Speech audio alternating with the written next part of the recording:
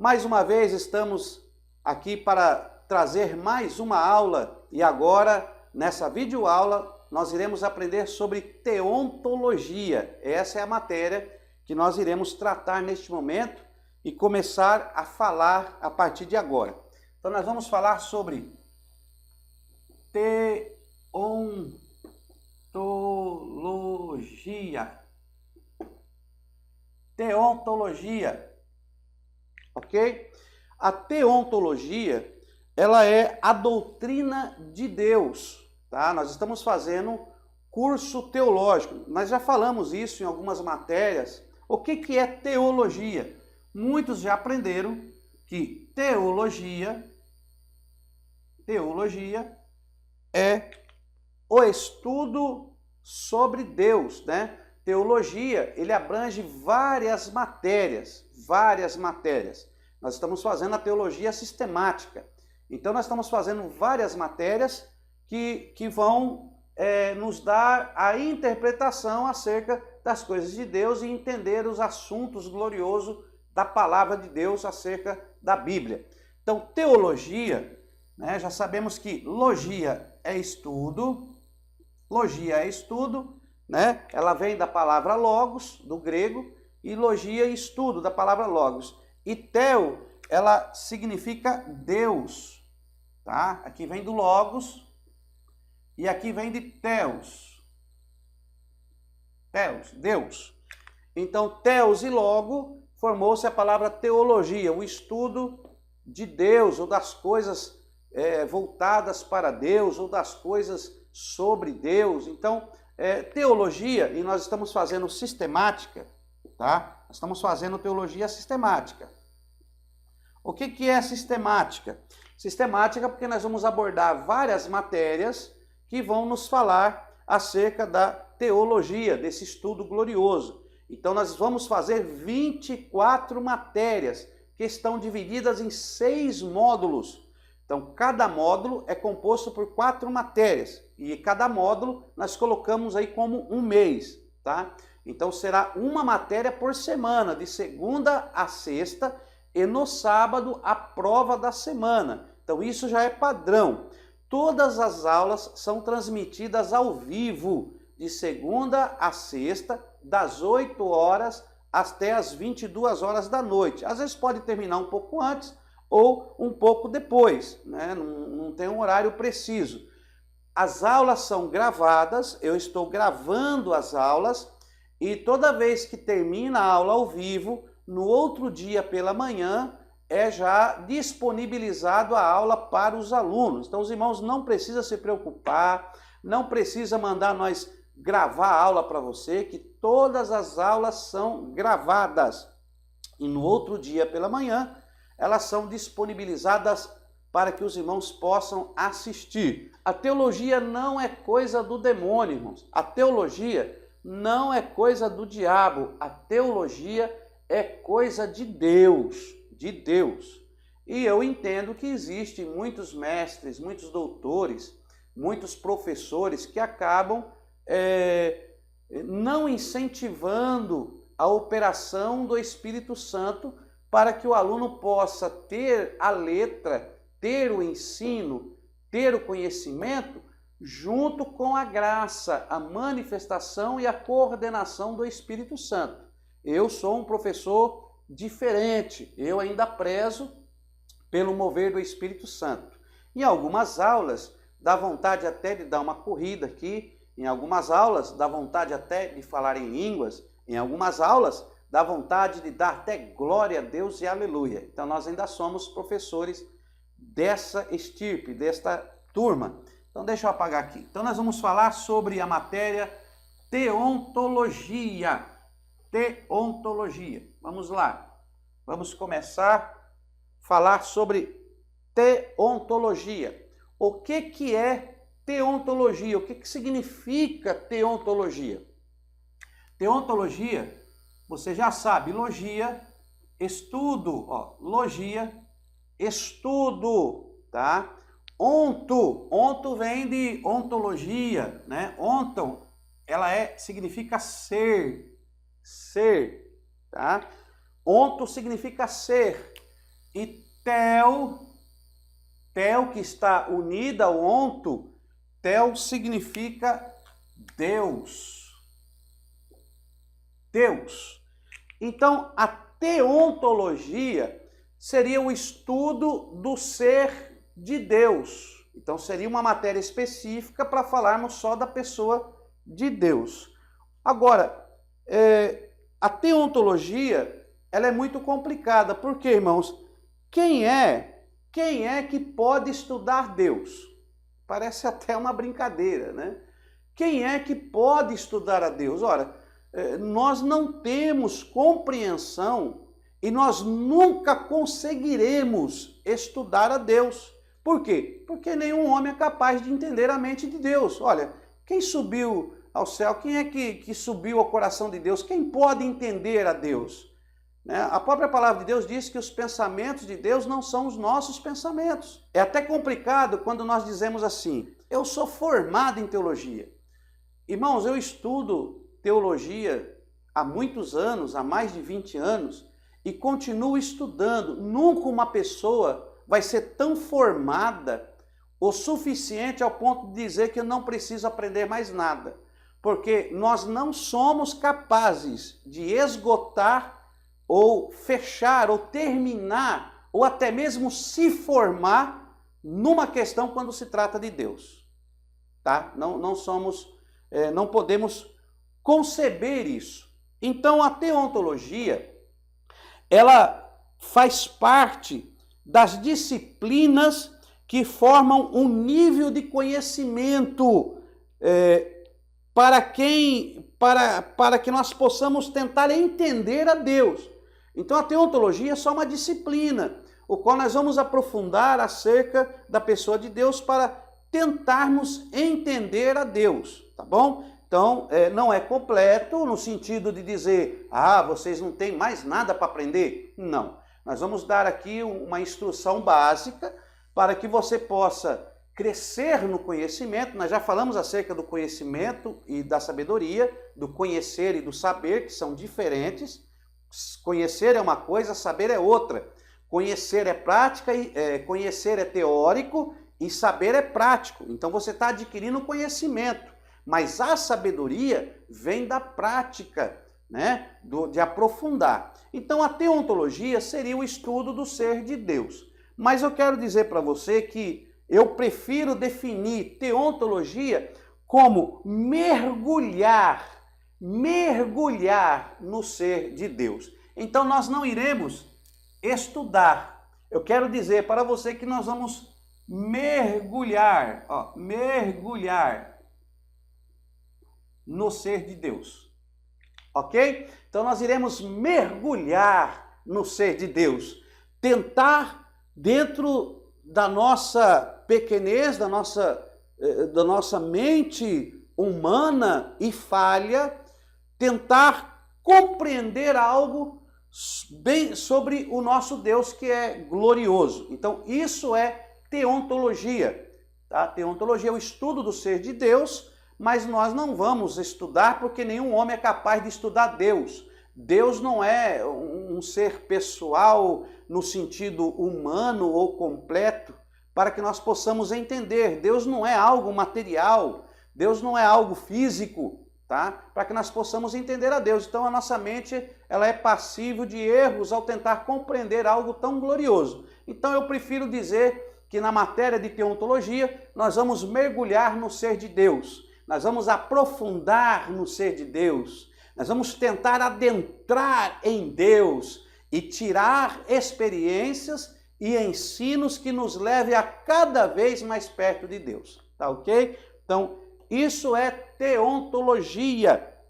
Teontologia é isso aí, apenas uma matéria acadêmica, tá? Então, nós falamos que é a doutrina de Deus, né?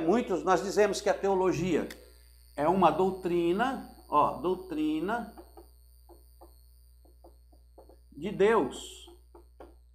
É uma das matérias que compõe a teologia sistemática. Por exemplo, nós vamos fazer esse mês teontologia, ramartiologia, ramarte o pecado, logia estudo sobre o pecado. Vamos fazer angelologia, né? Estudo acerca dos anjos. Cristologia, estudo sobre a pessoa de Cristo. Então nós vamos fazer várias matérias, isso está dentro da teologia, são matérias acadêmicas que vão fazer você entender e ter um conhecimento para conhecer mais sobre o nosso único e verdadeiro Deus e adquirir sabedoria na prática da sua formação para com Deus. Sobre teontologia, para nós começarmos a entender sobre o mergulhar em Deus, primeiro nós temos que definir como está escrito em João, no capítulo 4 e no versículo 24. Vamos ler? Então pega aí a sua Bíblia, abra aí o Evangelho de João. João, vamos lá. João, capítulo 4. Abra aí, o Evangelho de João, capítulo 4. Deixa eu pôr aqui, né? Senão, João, abra aí, João, capítulo 4, e o versículo, deixa eu ver aqui, 24. Isso mesmo? João 4, 24. João, capítulo 4, versículo 24. Vamos ler esse versículo aí para a glória de Deus. Evangelho de João, capítulo 4, versículo 24. Olha o que diz o texto aqui, né? Jesus, ele se encontra com a samaritana lá no poço, né? Na fonte de Jacó, no poço de Jacó, e ele encontra com a samaritana, há um diálogo com a samaritana, e Jesus vai dizer para ela que chegou a hora em que os verdadeiros adoradores adorarão o Pai em espírito e em verdade. No versículo 24, o próprio Cristo diz para ela que Deus é Espírito. Deus é Espírito. Ele não está dizendo que Deus era, que Deus vai ser, que Deus foi. Ele está dizendo que Deus é. Então, Deus é Espírito e importa que os verdadeiros adoradores o adorem em espírito e em verdade. Em espírito e em verdade. Então nós temos aqui uma definição, deixa eu colocar aqui do lado. Nós temos aqui uma definição de Deus, né? Já temos aqui um primeiro ponto de partida, o qual nós iremos usar. Qual é esse primeiro ponto de partida? Olha, Deus, ele é espírito. Deus é espírito. Deus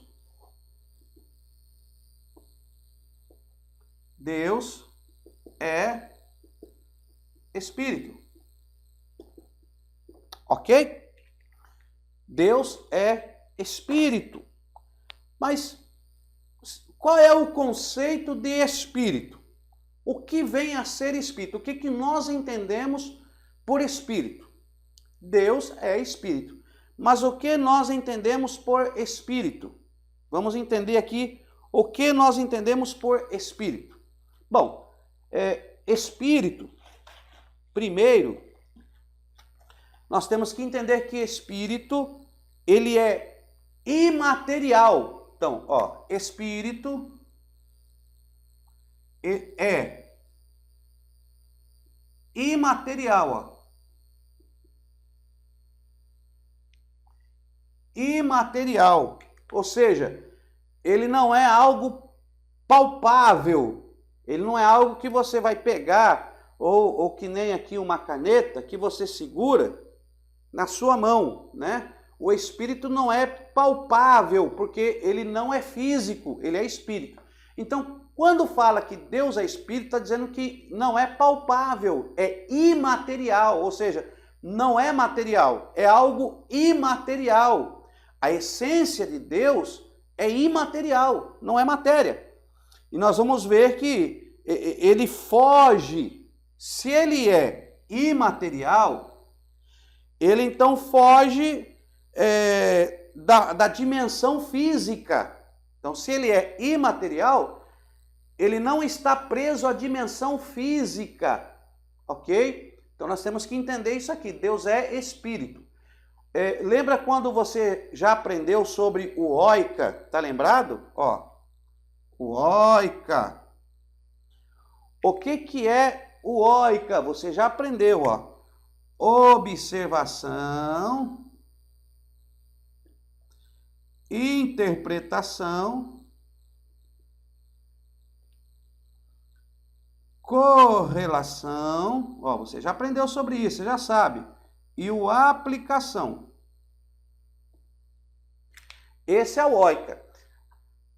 A primeira parte do oika é observação, ou seja, colocar uma observação no texto em que você lê. Então Jesus disse, ó, Deus é espírito e importa que os adoradores o adorem em espírito e em verdade. Só que essas duas palavras espírito que está no texto são diferentes, tá? Essas duas palavras são diferentes. Porque está dizendo, ó, Deus é espírito e importa que os verdadeiros adoradores o adorem em espírito e verdade. Importa que os verdadeiros adoradores o adorem em espírito e em verdade. Só que o espírito para os adoradores que aparece aí está escrito assim, ó, com E minúsculo. Enquanto que Deus é espírito está escrito com E maiúsculo. Por quê? Porque quando se fala espírito com E minúsculo, pode significar dois tipos de espírito no mínimo, né? Primeiro, o espírito humano e o espírito maligno. Então, pode ser espírito de ser o espírito humano e pode ser espírito de ser espírito maligno. O espírito com E pequeno, esse espírito com E pequeno tanto é direcionado para falar do espírito do homem, como também é usado para falar do espírito maligno.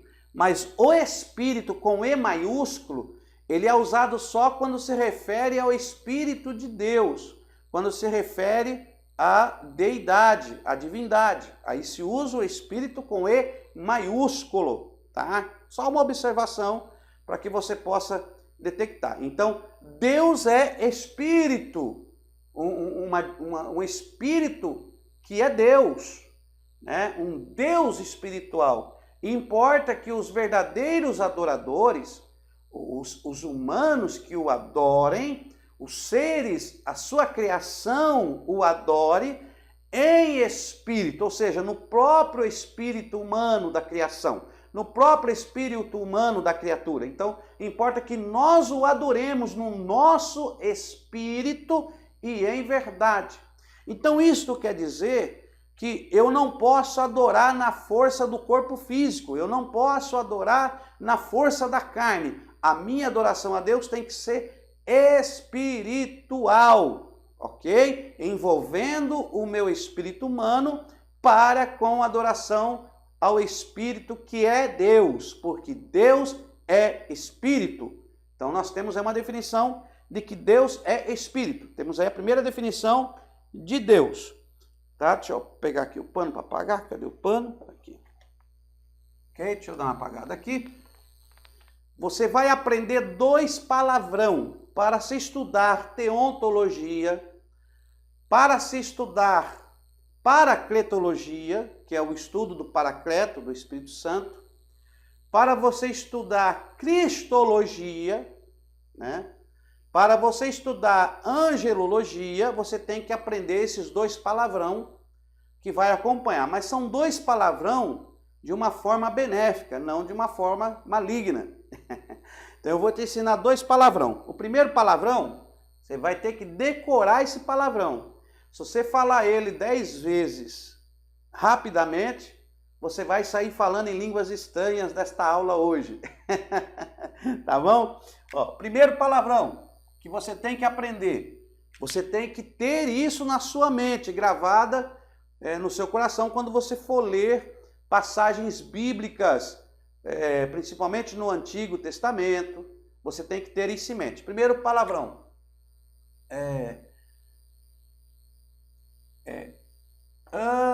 Não, deixa eu fazer de caneta preta, que a caneta preta ela fica melhor. Ó. Primeiro, Antropopatismo. Olha o palavrão. Antropopatismo. Esse é o primeiro palavrão que você tem que aprender para nós tratarmos do assunto relacionado a Deus, ao Espírito Santo, a Cristo, né, aos anjos. Você tem que aprender esse palavrão aí. Antropopatismo. E o outro palavrão é antropomorfismo. Antropomorfismo. Então, você tem que aprender esses dois palavrão. Todas as vezes que nós vamos compreender a Deus, é necessário termos essas duas palavras em mente e o que elas significam. Porque nós vamos tratar de uma matéria, de um Deus que é Espírito. O que é antropopatismo? Então, ó,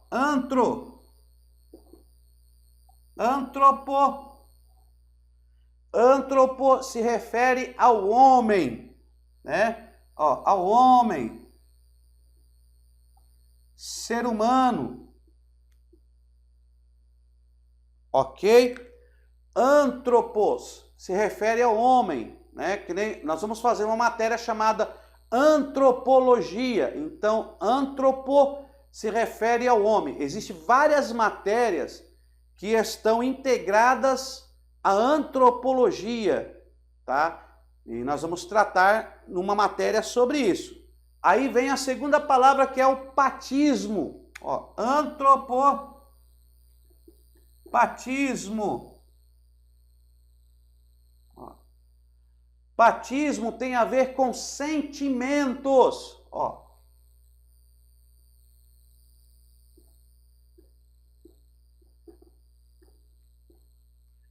Sentimentos. Então, antropopatismo são sentimentos humanos. Tá ok? Antropopatismo, sentimentos humanos, ou sentimento do homem. Então, quando nós nos referimos a Deus, ó, quando nós nos referimos a Deus,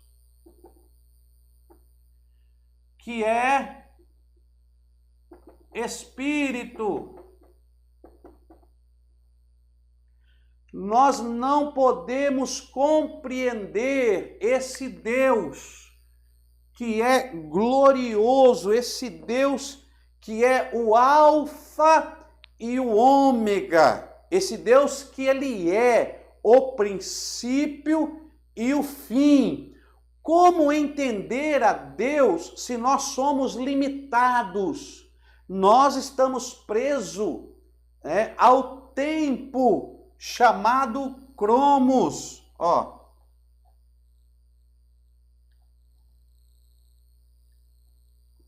Chamado cromos, nós estamos presos ao tempo chamado cromos. Nós temos limitações, nós temos um tempo de vida que está para terminar porque estamos presos ao tempo. Somos limitados, porém Deus não está preso ao cromos, porque Deus, ele é Kairos, ele é. O que Deus é? Deus é Kairos. Ó, Deus é Kairos.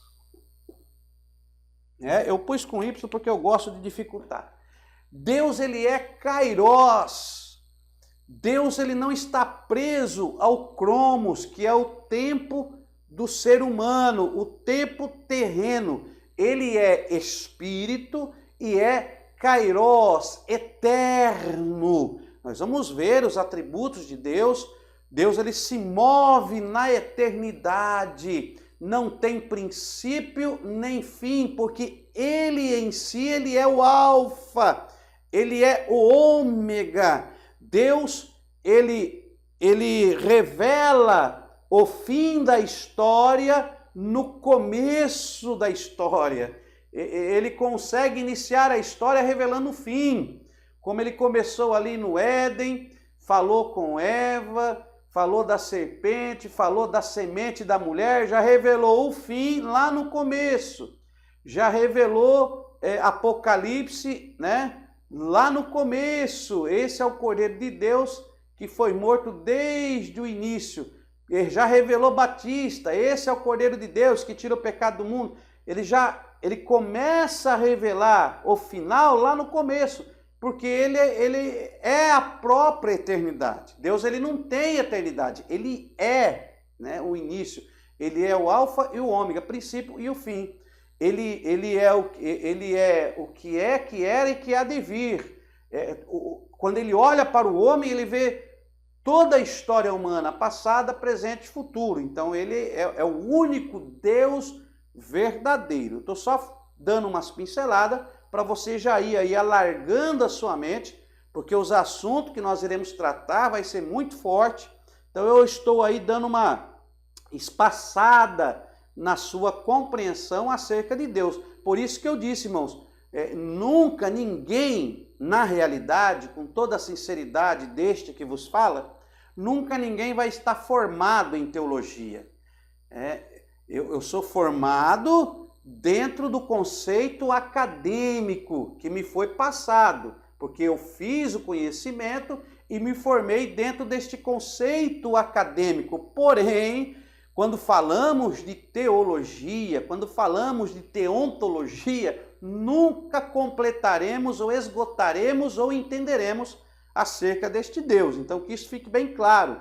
Você não vai ter um ensinamento completo. Você vai só receber, dentro de um conceito acadêmico, uma formação básica para que você possa prosseguir e continuar avançando como um explorador, conhecendo as coisas gloriosas do reino de Deus, tá bom? Então vamos lá, vamos devagarinho aí. Então nós estamos falando acerca do antropopatismo. O outro palavrão é o antropomorfismo. Isso aqui é uma palavra só, tá? Não tem separação não. Antropomorfismo, tá? Então você tem aqui o antropo, que é homem ou ser humano, e aí você tem aqui o morfismo, que é forma, né? Forma ou dar forma, ou formar. Então, antropopatismo, sentimentos humanos, antropomorfismo, forma humana, ou se formar humano, ou dar forma humana, tá? Então, como você entende isso? Por exemplo, antropopatismo, porque Deus não é filho do homem para que se arrependa. Aí você vai ler lá, porque Deus não se arrepende. Ele não é o filho do homem para que se arrependa, então ele não se arrepende. Mas aí você vai ler, e Deus se arrependeu de haver feito o homem. E arrependeu-se Deus de colocar Saul como rei. Aí você fala, mas Deus não se arrepende? Por que agora Deus se arrepende? Porque esse arrependimento de Deus, você tem que entender que Deus é espírito. Deus é espírito. Deus não possui o arrependimento humano. Então, quando Deus é citado através dos escritos como ele se arrependeu, nós estamos usando, o escritor está usando uma maneira de antropopatismo, dar sentimentos humanos a um Deus que não é humano. Como é que você vai entender Deus? Só que nós temos uma mania, o seguinte, irmão, o ser humano, ele possui dois fatores da vida dele, que é a razão e a intuição. O ser humano, o antropo aqui, o antropo, ele possui dois fatores, razão e intuição. Tá? Eu estou só na introdução da antropologia, que são coisas que eu tenho que te falar, para quando nós avançar na matéria, você não ficar com dúvida. Mas pastor, como é que pode isso, pode aquilo? Aí você vai lembrar disso. Então faça as suas anotações aí. Tá? Isso aqui você tem que saber. Todo estudante da palavra de Deus, o básico, tem que ter esse conhecimento. Então, o antropo, o homem, ele tem razão e intuição. A intuição tem a ver com o espírito humano. A razão tem a ver com a lógica, com a razão humana. A razão, ela trabalha com contato, com realidade, com físico, com material. Né? Não, mas isso aqui escreve mesmo? Não, mas escreve? Ah, não, eu só acredito se eu ver escrever. Aí, não, deixa eu ver. Não, tem razão. Aí agora eu falo com razão, porque eu sei. Então, o antropo, ele trabalha com razão. Agora, intuição. A intuição tem a ver até mesmo com fé, com crença, tem a ver com espírito. É intuitivo. Não, eu tenho uma intuição que aquilo lá escreve. Eu não vi escrever, eu não peguei, mas eu tenho uma intuição que aquilo escreve. Então, isso aqui nós vamos trabalhar muito. Razão e intuição. Quando fala que os verdadeiros adoradores adorarão o Pai em espírito e em verdade, é porque muitas vezes você não vai achar uma razão para isso. Aí é onde você vai ler na Bíblia que as coisas de Deus parecem loucura para os homens, porque se você for querer achar uma razão lógica, se você for querer explicação para tudo, meu irmão, eu vou te dizer que você vai ficar meio louco da cabeça. E eu vou até mais além, viu? Para ser um cristão, para amar esse Deus, vai ter que ser meio louco mesmo. Vai ter que ser meio doido da cabeça mesmo. Porque se for uma pessoa racional, uma pessoa na razão, ela não vai muito longe não. Vai se desviar, vai se afastar, vai até virar à toa, ou ateu, à toa. Então, existe no antropo razão e intuição. Tem coisa que nós fazemos e não fazemos pela razão.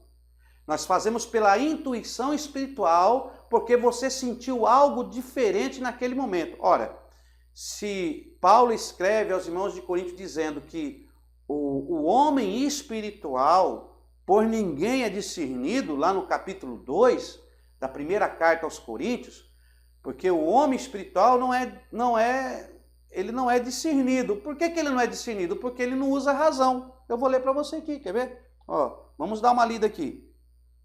Primeiro aos Coríntios, ó. Isso aqui é muito bom.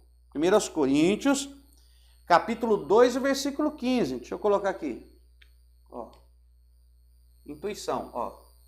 1 Coríntios 2, 15. Vamos aí. 1 Coríntios, capítulo 2 e o versículo 15. Olha o que está escrito aí. Deixa eu ler para você aqui. O que é espiritual, ó. O que é espiritual, ó. Então vamos lá. O que é... Deixa eu pôr aqui, ó. O que é, ó, espiritual. Ó o E. Não está falando aqui do Espírito de Deus. Olha o oica.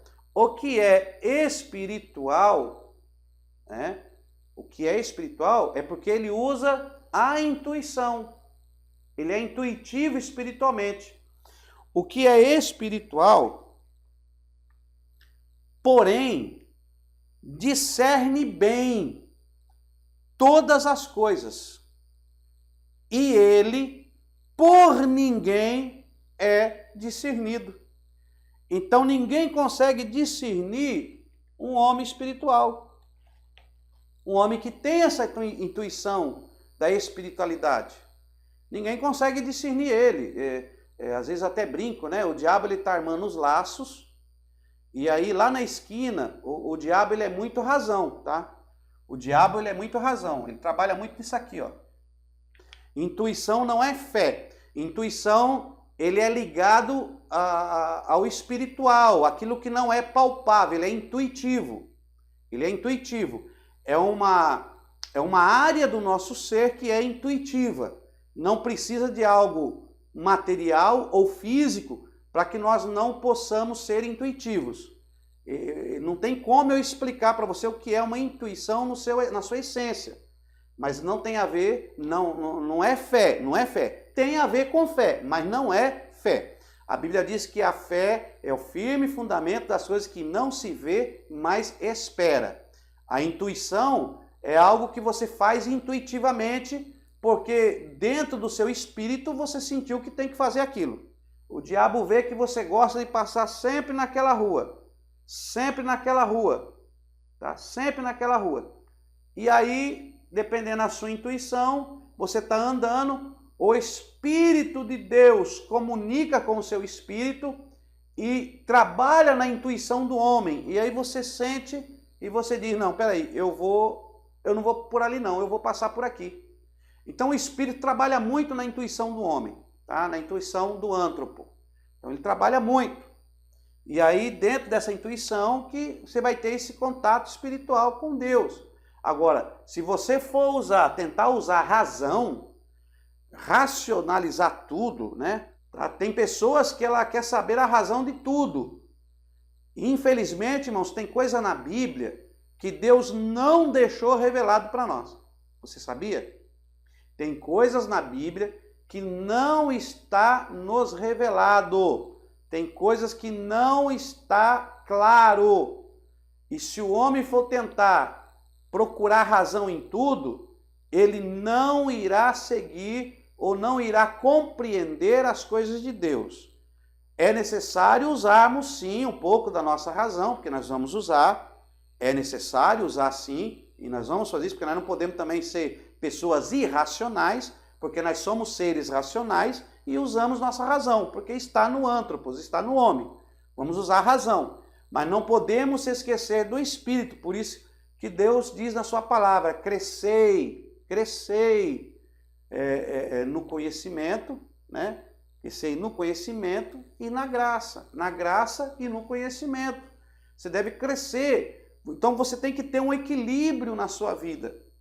Você tem que ter um equilíbrio do material, do físico e do espiritual. Você tem que ser uma pessoa equilibrada. Você não pode ser nem de mais uma coisa e menos outra, e nem de mais a outra e menos uma coisa. Você tem que ser uma pessoa equilibrada. Porque quando você perde o equilíbrio, o diabo ele trabalha no desequilíbrio. O diabo trabalha no desequilíbrio, mas Deus trabalha dentro do equilíbrio, ok? O diabo ele usa muito desequilíbrio, ele tenta desequilibrar o homem para ele conseguir realizar os seus intentos. Então, como nós vamos falar de Deus, que é Espírito, então você tem que ter esses dois pensamentos. Antropopatismo, sentimentos humanos atribuído a um Deus que não é humano. Forma, antropomorfismo, forma humana atribuída a um Deus que não é humano. Ele é espírito. Yahweh é espírito. Yahweh é espírito. Está escrito, registrado na palavra de Deus. Yahweh não é humano, ele é espírito. Ele é a essência de tudo, o princípio e o fim. Tá ok? Então você tem que entender isso. Por exemplo, quando você lê Salmos, aquele que se esconde à sombra do Onipotente descansará. Aí eu pergunto para você, Deus tem sombra? Não, mas o pecado chegou às narinas de Deus. Deus tem nariz? Se ele é espírito, ele possui nariz, irmão? Esse narizão aqui, esse nariz físico? Ele possui nariz? É claro que não, meu irmão. Ele é espírito. Mas se ele é espírito, por que diz que o pecado chegou às narinas de Deus? Para que o homem entenda o que Deus ou o que está sendo revelado. Quando diz que o pecado chegou às narinas de Deus, não é que Deus tem nariz, é que o pecado chegou ao próprio Deus de uma maneira tal que Deus não quer que isto aconteça. É para que a nossa mente humana possa formular um conhecimento de Deus, formular um conhecimento que Deus desagradou-se daquilo. Olha, Deus se arrependeu de haver feito homem. Mas Deus não se arrepende porque Ele não tem sentimentos humanos. Isso é uma maneira de usar o antropopatismo, dar sentimentos humanos a um Deus que não tem sentimento humano. Deus não tem arrependimento como nós temos. Nós nos arrependemos. O nosso arrependimento, poxa vida, eu podia fazer isso diferente, me arrependi. Você fica até pelos cantos. O homem tem arrependimento porque faz parte do sentimento humano. Mas como atribuir esse arrependimento que nós sentimos a um Deus que é Espírito? Como atribuir isso a Ele? Não tem como você atribuir. Então Deus não se arrepende. O correto na Bíblia é quando diz que Deus não é homem para que minta, nem filho do homem para que se arrependa. Agora, quando você lê que Deus se arrependeu, isso é uma maneira de usar o antropomorfismo. O autor, ele usou o antropomorfismo. Ele deu forma a um Deus que não possui essa forma. Deixa eu tentar te explicar de uma maneira bem simples. Deixa eu tentar te explicar. Você tem um filho. E o seu filho tem uma capacidade mental, uma capacidade de pensamento, uma capacidade de entendimento inferior à sua, tá? É inferior à sua. Por exemplo, se alguém fala para você, ó, isso aqui é uma caneta que escreve no quadro branco. O seu conhecimento te dá a entender o que isso aqui é, você sabe o que é. Mas se você chegar para o seu filho e dizer, ó filho, isso aqui é uma caneta para escrever no quadro branco, e der para ele, ele vai escrever no chão, ele vai escrever em qualquer lugar, ele vai passar na mão, porque ele não entende, ele não tem o conhecimento. Então ele não sabe o que é uma caneta, mas você sabe o que é caneta. Aí você tem que pegar na mão do filho, ó filho, ó, riscar a mão do filho, ó. Aí o filho vê que riscou, que sujou, e você vai falar, não, isso que risca. E ensinar o filho de uma maneira educativa, bem na linguagem dele. Então você mesmo com o seu conhecimento, com a sua sabedoria, você tem que se fazer, você tem que entrar dentro da linguagem da criança, para poder a criança entender e compreender o que você está ensinando. Deu para entender? Agora imagine Deus, que é Espírito, que tem uma grande poder e autoridade, algo inacessível à mente humana. Então Deus, ele tem que se fazer dentro da linguagem humana para que nós possamos, no mínimo, tentar compreender o que Deus quer falar. Então Deus usa no Antigo Testamento uma linguagem que está dentro do nosso conhecimento e entendimento. Quando a linguagem de Deus passa do nosso nível de conhecimento, aí a gente fica sem entender. Então veja quão difícil é para Deus se revelar para o homem. No Antigo Testamento, onde o Filho não era revelado, que ninguém conhecia Jesus como Filho de Deus, que talvez ninguém sabia o que era uma encarnação, que ninguém sabia o que era um antropomorfismo, que ninguém sabia o que era um antropopatismo. Imagine no Antigo Testamento aqueles homens que não sabiam o que era um farol, não sabiam o que é uma lâmpada, não sabiam o que é energia elétrica. Imagine o nível de conhecimento. E Deus tinha que se revelando a eles aos poucos, para que pudessem. Aí você vai encontrar várias palavras escritas no Antigo Testamento desta maneira, atribuindo a Deus uma forma que ele não tem, um sentimento que ele não tem. Deu para entender? Então por isso que você tem que gravar isso aqui, ó. Antropopatismo, antropomorfismo. Existem versículos que você vai ler, passagens bíblicas do Antigo Testamento, que você vai se deparar com isso, tá?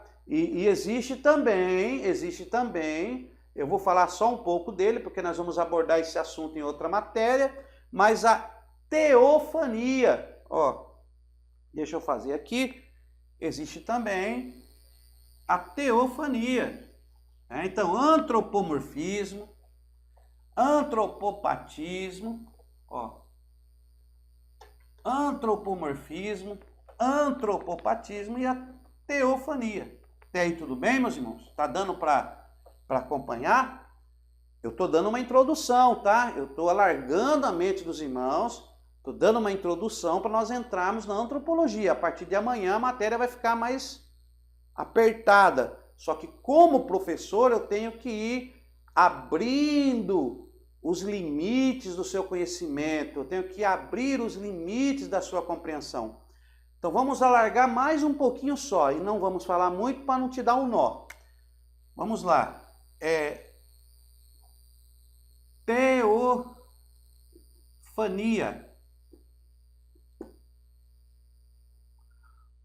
O que é teofania? Bom, você já sabe que Teo é Deus. Teo é de Theos, né? É de Theos, que é Deus. E o que é fania? Fania é aparição. Aparição. Aparição. Então, teofania é a aparição de Deus em forma humana. Em forma humana. Deu para pegar? Então, teofania é a aparição de Deus em forma humana. E isso é uma teofania. Teofania. Então, Deus, ele aparece de uma forma teofânica, ele atribui a ele uma forma. Que forma? Uma forma humana. Para quê? Para que esta criança que está em desenvolvimento, essa criança que está em fase de crescimento, possa dialogar com ele de uma forma racional. Então, Deus, sendo imaterial, ele se dá uma forma humana para poder integrar um diálogo com a sua criação. Então, ele faz uma aparição, é a aparição de Deus em forma humana, de uma maneira antropofórmica e antropopatismo. Deu para entender? Existem alguns assuntos que estão retratados a Deus, mas não quer dizer que seja a realidade de Deus. É apenas uma forma de linguagem para que o homem possa entender a Deus. Tá bom? Então nós estamos aqui. Deus é Espírito, então teofania. Nós vamos usar muito aqui, ó, teofania, dentro da cristologia. Tá? Cristologia, angelologia, nós vamos usar muito isso aqui. Tem ontologia também, mas nós vamos usar menos porque eu quero usar mais na próxima matéria. Então isso aqui é só para os irmãos terem consciência dessas três palavras que vocês têm que decorar. Já decorou? Antropopatismo, antropomorfismo e teofania. Guarda aí, tá bom, meus queridos? Guarda aí. Antropopatismo, antropomorfismo e teofania. Deixa eu apagar aqui. Abre aí, Salmo 22, verso 3. 22, 3. Contudo, tu és o santo, entronizado entre os louvores de Israel. Contudo, tu és santo, entronizado entre os louvores de Israel.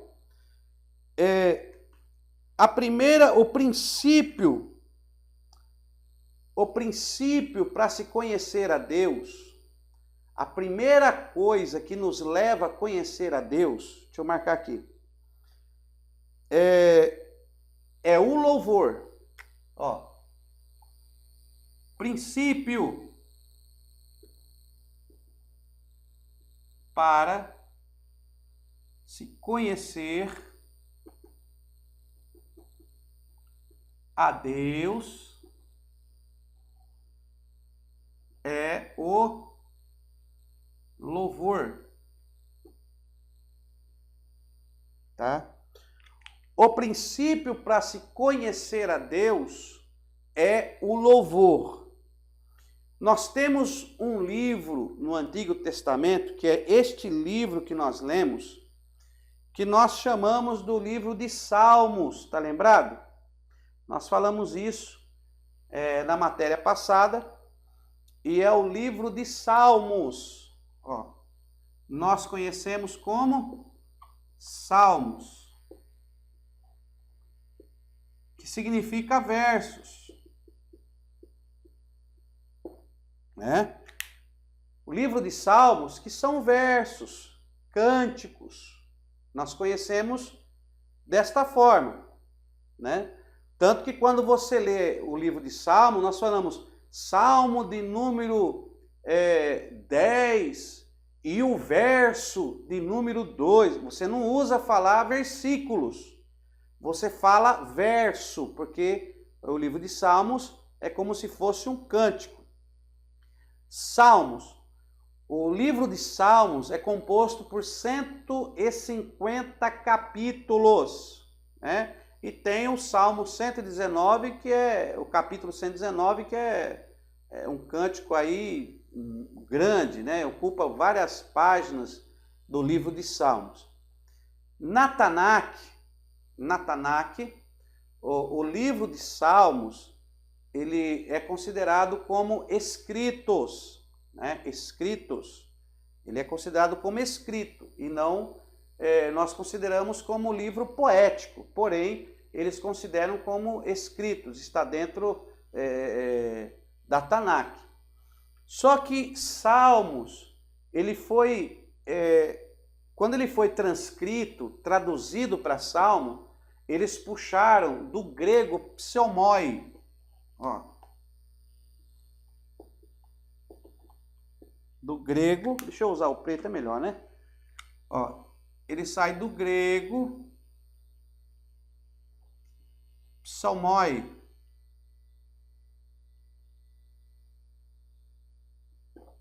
Psalmoi. Do grego psalmoi. Salmos, ele é extraído do grego psalmoi. Tá? O que é psalmoi? Psalmoi foi na tradução da Septuaginta que deram esse nome psalmoi. Psalmoi do grego, ele significa um canto inspirado. Então, psalmoi, ó, é um canto inspirado. Ok? É uma música inspirada, é um canto inspirado, psalmoi. Mas no hebraico não é psalmoi, tá? Então vamos por aqui. O livro de Salmos, no hebraico, eles chamam de Tehillim. Tehillim, né? Tehillim. Tehillim, ele é mais profundo do que canto inspirado. Tehillim, ele é louvor.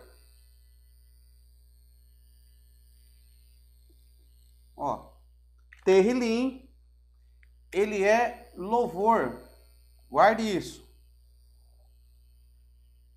Há uma diferença de louvar, cantar e adorar. Há uma diferença. Muitos na igreja acham que é a mesma coisa, mas não é a mesma coisa, tem diferença de cantar, louvar e adorar. Ó, então vamos por aqui. Ó, vou colocar assim, ó. Cantar,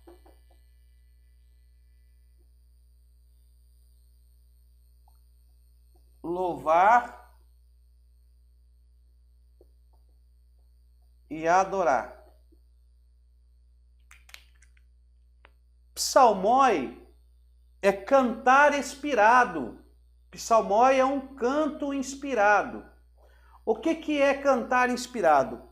Cantar inspirado, cantar com inspiração, até quem não tem a revelação de Cristo, quem não é cristão, ele consegue cantar. Por quê? Porque o canto inspirado, ele expressa o cantar, que é o cantar, deixa eu escrever lá, né? É usar a voz modulada, afinada, ó. É usar a voz, com Z, né? Voz modulada, afinada, né? Voz modulada, afinada, é usar uma voz agradável, olha aí, agradável. Agradável.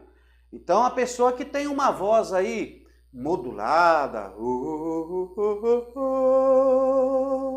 é uma voz afinada, né? Agradável. Isso é cantar. Então, uma pessoa que não tem essa voz aí bem modulada, essa voz afinada, essa voz agradável aos ouvidos, você não vai falar que ela canta.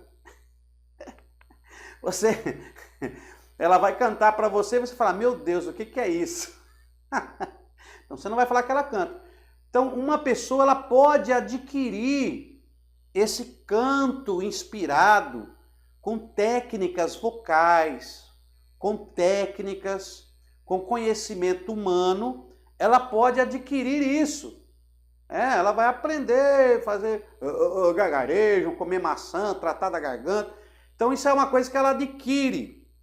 Mas, quando se fala em mergulhar em Deus, trazer Deus até a presença da esfera de adoração, então, às vezes, esse canto, essa voz modulada, essa voz afinada, agradável aos ouvidos humanos, não é capaz de trazer a presença de Deus. Ela não é capaz.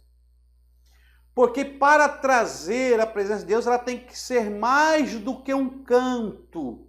Não pode ser só um canto. Por exemplo, existem músicas que podemos dizer que são músicas inspiradas. Você ouve a música, você fala, meu Deus, que música linda. Rapaz, ó. Até me arrepiou a epiderme. Você sente, meu Deus, que música. É bonita essa música. Me tocou. Porque ela é inspirada. Então, quando se fala em música inspirada, em canto inspirado, essas técnicas podem ser utilizadas. Porém, nós estamos falando de algo que não é só inspirado. Nós estamos falando de terrilim. Nós estamos falando de louvor. E o louvor é diferente de cantar. Louvar é diferente de cantar. Louvar é aplaudir a Deus.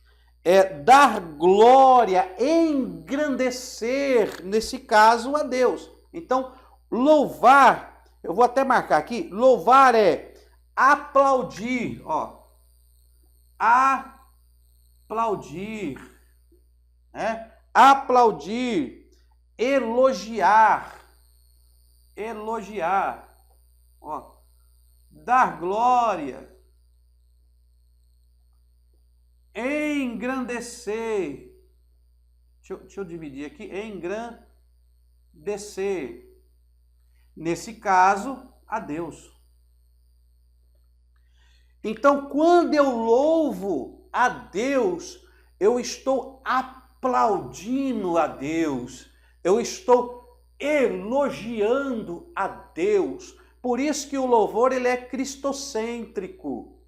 Cristo, ele é o centro do louvor. Eu não uso sentimentos humanos para louvar a Deus, porque o louvor não é para mim. O louvor não é para você, para agradar seu ego. O louvor não é para fulano ou para cicrano. O louvor, ele é para Deus. Então ele faz o que o louvor? O meu louvor, ele aplaude a Deus. O meu louvor, ele engrandece a Deus. O meu louvor, ele dá glória a Deus. Ele reconhece o Rei dos Reis e Senhor dos Senhores. O meu louvor não tem sentimento de vingança, não tem sentimento humano. O meu louvor, ele me introduz a Deus. Essa é a ideia do terlim.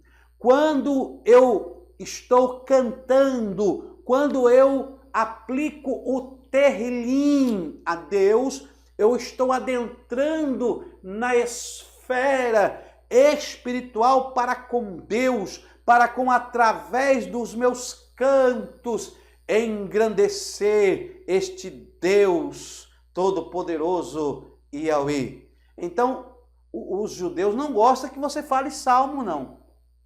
Psalmoi. Salmo é a tradução de psalmoi, tá? Salmo é a tradução de psalmoi, mas no original é terrilim. Terrilim. Então, quando você lê aqui, eu vou ler agora para você melhor, ó.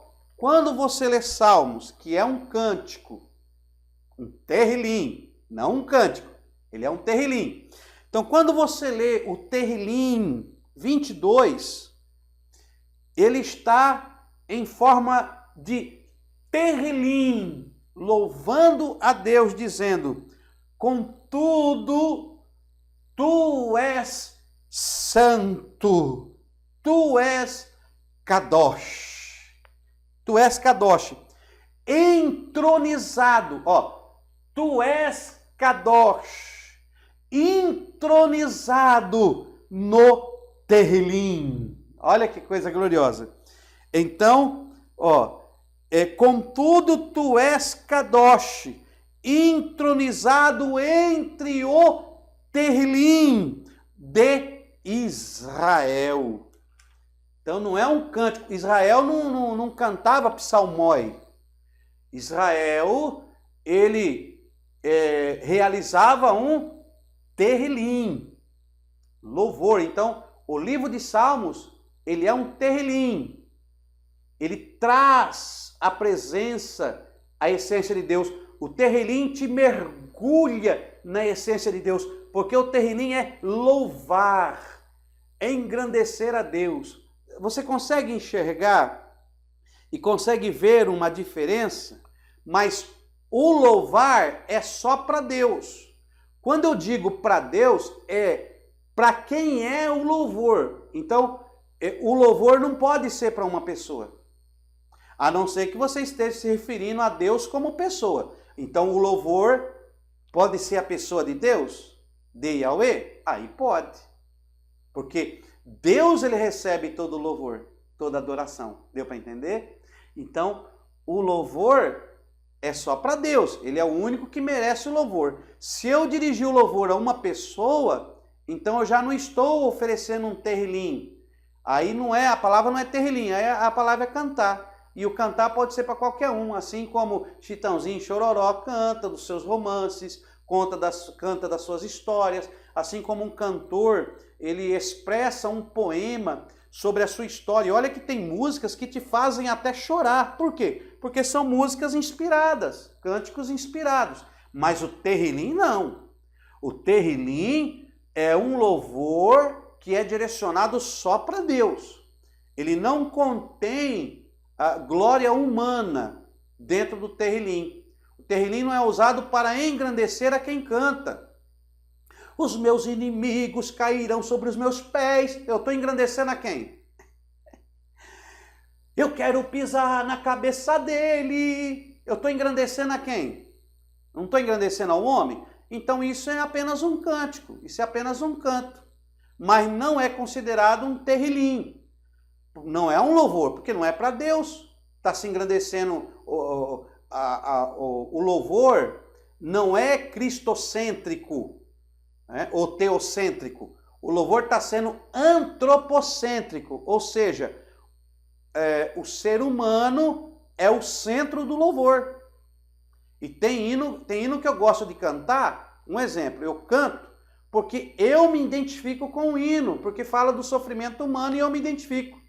Aí eu canto. Mas se você for olhar para o Terrilim você não se identifica, porque o Terrilim se identifica a Deus, o Terrilim. Essa é a diferença do cantar para louvar. Então eu estou mostrando aqui a diferença de cantar e a diferença de louvar.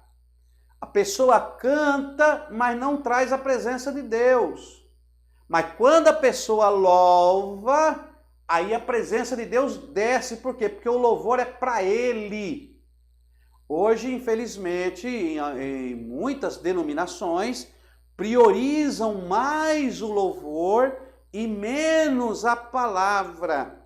Agora, quando nós lemos a palavra de Deus, o que ela diz? O que ela diz? Ela diz que nós nos alimentamos do louvor ou nos alimentamos da palavra? A Bíblia nos diz que a palavra, ela fará em vós, porque a minha palavra fará em vós uma fonte. Porque a água, ela é representada como a palavra. Então, a palavra de Deus, ela é importante. Quem lê a palavra, quem estuda a palavra, quem se alimenta da palavra, quem come a palavra, esta pessoa ela tem raiz, meu irmão. Ela é uma casa construída na rocha que é Cristo. Mas quem fica só no louvor? Só no louvor? Isso aí é casa na areia. É como se nós parafraseássemos a parábola de Cristo da casa na rocha e a casa na areia. Porque se o louvor é para Deus, e aí nós entramos com, raciocínio lógico. Raciocínio lógico. O que é um raciocínio lógico? É uma maneira de pensar que vai levar a um caminho certo que é lógico por causa daquilo que você tem nas suas mãos. Isso é um raciocínio lógico. Se 1 mais 1 é 2, não pode ser 3. Então, dentro de um raciocínio lógico, o que nós pensamos? Se o louvor é para Deus, para que ele serve para a minha vida? Porque o louvor ele é para Deus, não é para Deus? O que é para a minha vida então? Para a minha vida é a palavra. Então você louva a Deus como centro da tua vida e do teu louvor, e aí a palavra vem para você para agora te enriquecer e te dar estrutura de casa na rocha. Terrilim, então você já entendeu o que é cantar e o que é louvar. Às vezes você vai ver uma pessoa na igreja cantando, você vai dizer, tá só cantando. É só cântico, isso aí é só canto. Tem uma voz bonita, uma voz afinada, eu dou nota 10. Mas foi só um canto. Agora, tem pessoas que às vezes humilde, porque o louvor, se ele é para aplaudir Deus, se ele é para elogiar Deus, se ele é para dar glória a Deus, se ele é para engrandecer a Deus, ele não precisa de voz modulada, não precisa de ser afinado e não precisa ser agradável para os seus ouvidos. Deu para entender? Por quê? Porque é para louvar a Deus. Então quem tem que gostar não é você, quem tem que gostar é quem? Quem tem que gostar é Deus. Isso é louvar. É cantar mesmo sem ritmo. Oxe, meu Deus, tu és santo. Deus, tu és grande. Deus, tu és maravilhoso. Não precisa ter ritmo, eu estou engrandecendo a Deus. Isso é um louvor. Eu estou me introduzindo, o louvor me introduz na glória de Deus. Isso é o que nós vamos fazer com teontologia. Não é simplesmente estudar o ser de Deus. É nos introduzir no centro da vontade de Deus. Entendeu, meus amados? Então vamos lá. Mas tem o adorar. Adorar é diferente de louvar também. O que é o adorar? Vamos por aqui? Adorar é render-se. É render-se. reverenciar, se entregar a Deus. Então, adorar é se render. Se render, ó, se render, reverenciar, ó. Reverenciar, né? Reverenciar é se entregar. Se entregar. E aí, ó, se entregar. Aí vamos por aqui, ó. Corpo,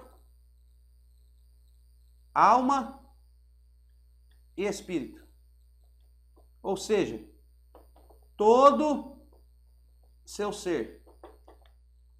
Todo o seu ser. Aí é adorar. Aí é adorar. Então, adorar não é cantar.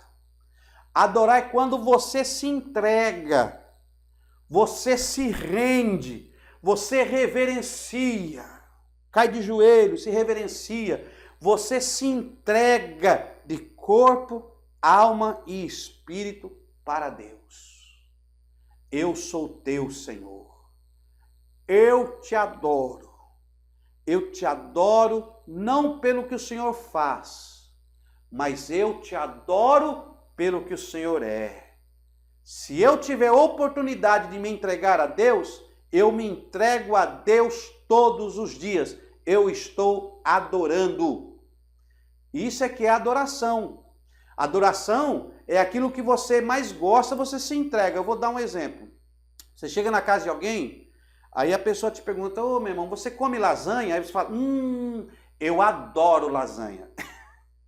Não me fale em lasanha que, ó, eu me derreto todo. Já me deu vontade. Mas será que você adora a Deus mais do que você adora uma lasanha?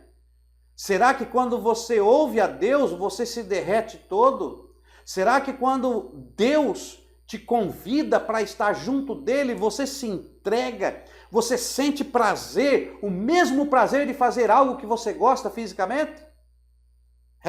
Meu irmão. Adoração não é para qualquer um, não é para qualquer um.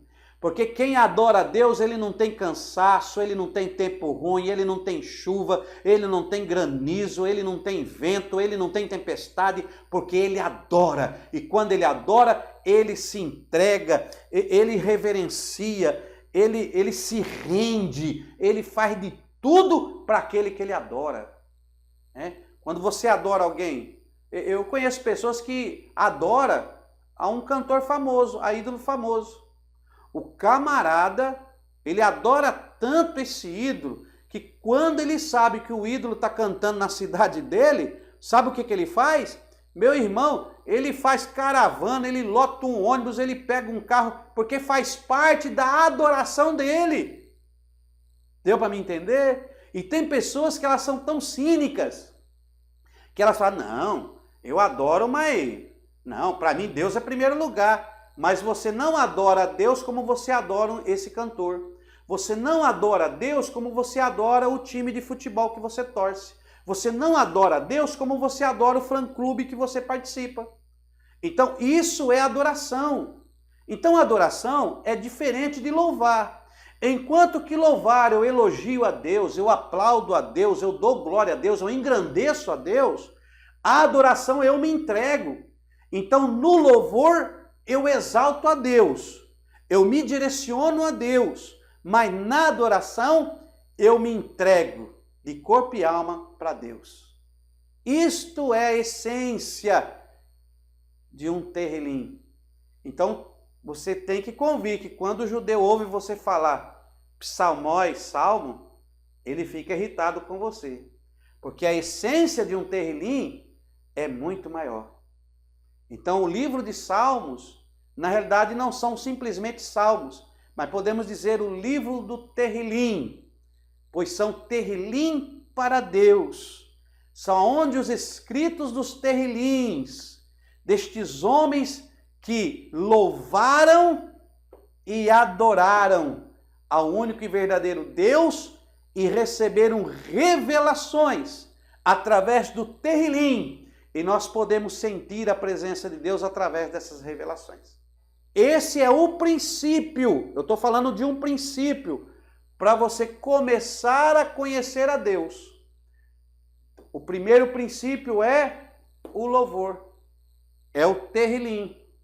Então, o princípio para você começar a conhecer a Deus é o Terrilim, ou seja, é você aplaudir a Deus, é você elogiar a Deus, é você dar glórias a Deus, é você engrandecer a Deus, é você se render a Deus, é você se reverenciar a Deus, é você se entregar de corpo, alma e espírito. Quando eu falo corpo, alma e espírito, é que eu quero dizer que é todo o seu ser, que nós vamos estudar sobre essa questão de corpo, alma e espírito ainda. Então, eu estou falando corpo, alma e espírito para você ter uma ideia que é todo o seu ser, toda a sua vontade, todo o seu espírito, todo o seu querer, toda a sua essência tem que ser entregue a Deus. Este é o princípio. Se você não quer se entregar totalmente para Deus, se você não quer aplaudir a Deus, elogiar a Deus, se você não quer pôr a Deus em primeiro plano, então você não vai nem começar a conhecer a Deus. Vamos ler um Terrilim? O Terrilim 91, versículo 1. O Terrilim 91, você já sabe o que é Terrilim, né? Terrilim é o livro de Salmos e é no original hebraico. No original hebraico não é Salmo, é Terrilim. Salmo é a tradução do grego psalmoi. Então vamos falar Terrilim, que agora você já sabe a essência do Terrilim e a revelação que tem dentro deste livro. Então abra aí, ó, Terrilim 91. Vamos ver aqui o Terrilim 91. Ó, vou folhear aqui. Terrilim 91, olha que coisa espetacular. E um cântico de Moisés, um homem de Deus. Olha o Terrilim de Moisés, um homem de Deus. 91, olha o que diz o Terrilim. Aquele que habita no esconderijo do Altíssimo. Olha aí, aquele que habita no esconderijo do Altíssimo, a sombra do Onipotente descansará. Ele está usando aí antropomorfismo, ele está usando antropopatismo, né? Porque ele está se referindo à sombra de um Deus que não tem sombra. Então ele está usando aí um antropomorfismo, está usando antropopatismo para que você possa entender a Deus. Então ele está dizendo o seguinte, olha, dentro desse Terrilim 91 e no verso 1, Moisés, através do louvor e através da adoração, guarde isso, o Terrilim é louvor e adoração, é introduzir, é te introduzir a Deus. Então, o que Moisés está louvando, o que Moisés está louvando é o seguinte, é aquele que habita no esconderijo do Altíssimo, aquele que está introduzido no Altíssimo. Olha o que diz o texto, a sombra do Onipotente. E aí nós entramos num dos atributos de Deus, né? Que são os três oni, né? Os três oni. Deixa eu marcar aqui. Nós vamos falar sobre isso. Espera aí, daqui a pouco nós chegamos lá. São os três oni, ó. Os três oni. Os três oni, né? Então vamos por aqui, ó. Onipotência, onisciência,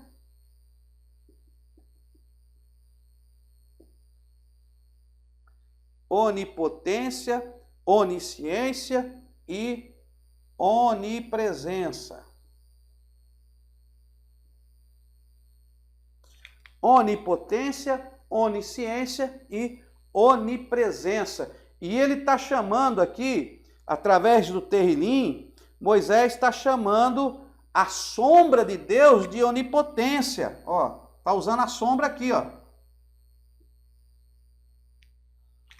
ele está usando o antropomorfismo para se referir à onipotência. Então ele está querendo dizer que a onipotência de Deus, o grande poder de Deus, é porque não tem limites, é ilimitável, é um poder que não tem outro superior. Então ele está dizendo que aquele que habita, aquele que se introduz no esconderijo do Altíssimo, dentro de Yahweh, aquele que está à sombra do Onipotente, que está debaixo de todo o poder, né, de Yahweh. Então o que ele faz? Descansará. Oh, glória! Então imagine, irmão, um louvor e uma adoração dessa, Moisés elogiando a Deus, dando glória a Deus e ao mesmo tempo se rendendo a Deus, reverenciando, caindo, se humilhando, se entregando a Deus, dizendo: Deus, dentro do terrilim, louvor e adoração, Deus, eu estou contigo, eu estou dentro de ti, o que o Senhor fizer, para mim tá bom, eu confio no Senhor. Então isso é coisa linda, isso é coisa gloriosa, isso é um terrilim, isso é um terrilim. Deu para entender? Então você tem que entender o que é antropopatismo, antropomorfismo, né, teofania, aí você vai aprender sobre isso aqui. Nós vamos falar mais para frente, tá bom? Sobre essas coisas. Então, aqui na nossa apostila, nosso material didático, nós temos aí, na nossa introdução de teontologia, na página número 3, que é o inicial, a doutrina de Deus. Então, teontologia é a doutrina de Deus, é aquilo que eu falei para os irmãos. Não quer dizer que existe maneira de estudar Deus. Tudo que eu estou falando para os irmãos é uma maneira de nós tentarmos compreender um ser que é incompreensível para a mente humana. Então, nós temos que saber que nós somos limitados, nós somos falhos, a nossa mente ela é limitada, não temos todo o conhecimento, por isso nós temos que nos render à glória de Deus e à presença de Deus a cada dia. A cada dia nós temos que nos render a Deus, porque nós não vamos entender. Existem assuntos, existem acontecimentos, irmãos, que nós não, só vamos saber lá na glória. Só lá na glória, apesar que tem pessoas que querem responder aqui, eu acho que, e é por isso que acontece erros de interpretações e erroneamente, e até assuntos que para mim não tem nada a ver com a presença de Deus, porque o homem também quer saber demais. E a nossa mente ela é limitada, irmão. Nós não vamos conseguir entender tudo. Então, existem momentos, existem passagens que a Bíblia se calou, que Deus não revelou, porque tenha certeza, Deus não revelou todas as coisas. Deus só revelou o que nós precisamos saber.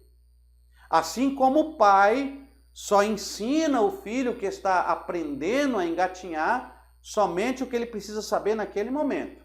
Existem coisas que aquele filho vai aprender só quando ele tiver já maior idade, quando ele tiver já avançado no seu nível estrutural, psicológico e do seu ser. Então, existem coisas de Deus que nós só vamos saber quando nós formos transformados e estivermos num patamar, num nível maior do que esse nível terreno que nós vivemos. Então, existem coisas que nós não podemos deduzir, mas não teremos assim também a certeza. Então, eu não me formei em teologia. Eu não me formei em teologia. Nenhum homem é capaz de saber tudo. Nem o grande Einstein foi capaz de saber tudo. Não somos capazes. Então vamos lá. Página número 3 do nosso material didático, a doutrina de Deus. A doutrina de Deus é o ponto central de grande parte do restante da teologia. Então, é um ponto principal que nós vamos falar. Toda a teologia é voltada para Deus, por isso que se chama teologia, porque teu é Deus e é um estudo sobre Deus, então é tudo voltado para Deus. Que cresça Yahweh. Então, que Yahweh cresça e eu diminua. Mas vamos lá. Aqui na nossa página 3, você vê que aqui fala, na igreja primitiva, a doutrina da Trindade criou tensões e debates de peso. Então, na igreja primitiva houve essa doutrina da Trindade que trouxe muitos problemas para a igreja. E até hoje existem vários problemas por causa da Trindade. Tá? Nós vamos falar um pouco da Trindade, mas na próxima aula. Tá? Agora não, que não vai dar tempo. Na página número 4 da nosso material didático, nós falamos da transcendência e a imanência de Deus. Então nós vamos falar da transcendência e a imanência de Deus. Tá ok? Então nós vamos deixar isso para a nossa próxima aula. Continue conosco no nome do Senhor Jesus. E até lá!